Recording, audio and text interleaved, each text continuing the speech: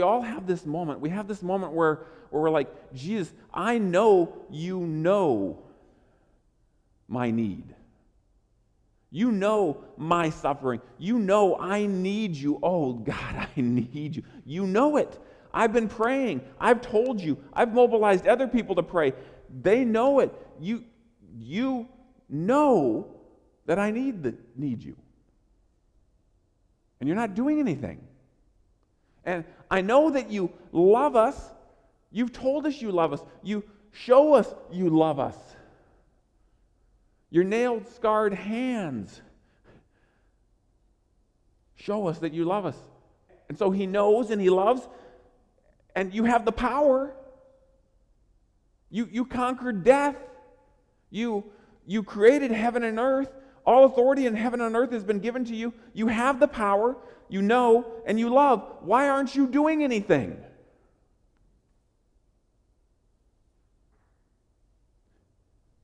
Well, that's why. Because he loves us. He's not doing anything because he loves us. And not just me, not just you, he loves the world. And he knows the exact right time to work, to bring people to faith. And the right exact moment to exercise his power to grow faith. Jesus' delays, Jesus' allowing us to suffer is an expression of his love, not a denial of it. Now, if you're like me, you know that here. But 18 inches is a long ways sometimes. And here you don't know it. So I want to share with you a story that helped me learn it a little better. It was over 20 years ago. I can't remember the exact year. I was working for Young Life in a church partnership, and I had the privilege of taking some kids to camp. And it was a small number. I think we took like 10, maybe 12 kids to camp. And 3 of them came to faith. And we the day after they made faith, we did this walk where we got to talk about discipleship, and they all made crosses. And this picture sits in my office. It's a picture of all the crosses they made and us sitting in a hammock because they had just come to faith. And one of the kids who had come to faith was a girl named Sarah. And Sarah was vivacious and active and a bringer, and she was helping grow the ministry. And she came to faith in June, and ministry kicked off great in the fall, and she was bringing people, and things were going fantastic, and it was awesome. And on January 1st, she died in a small plane crash. And it rocked me. I mean, it really rocked me.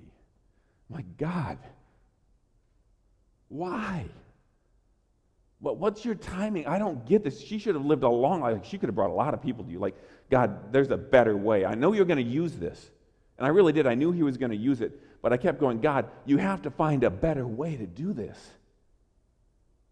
And God did use it. I mean, she had a twin sister, and her twin sister already had faith, but her twin sister, Nicole, her faith just took off.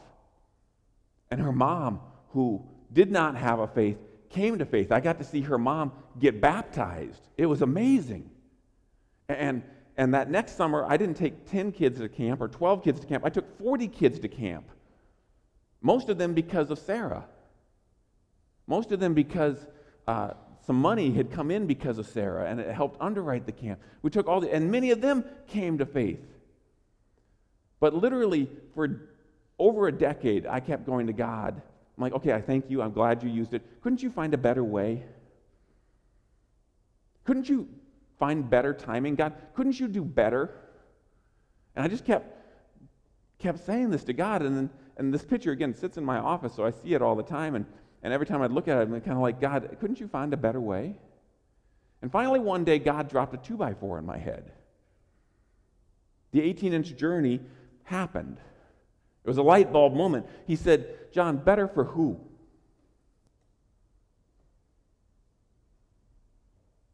Better for who? It's not better for Sarah. She's with me. She's beyond pain. She's beyond suffering. She knows me. She's good. No, she's better than good. Like better, John, better for her sister? Her sister knows and trusts me more than ever. Better for her mom? Her mom didn't know me before this. Better for her friends? They know. John, it was even better for you. You learned to trust me. John, better for who?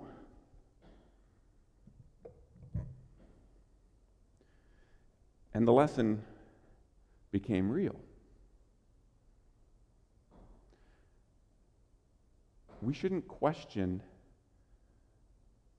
God's love because of delays or suffering. We should question delays and suffering in light of God's love. We shouldn't go, God, do you actually love me when this happens? No, what we should do is, God, what loving thing are you trying to do for me and for the world when this happens?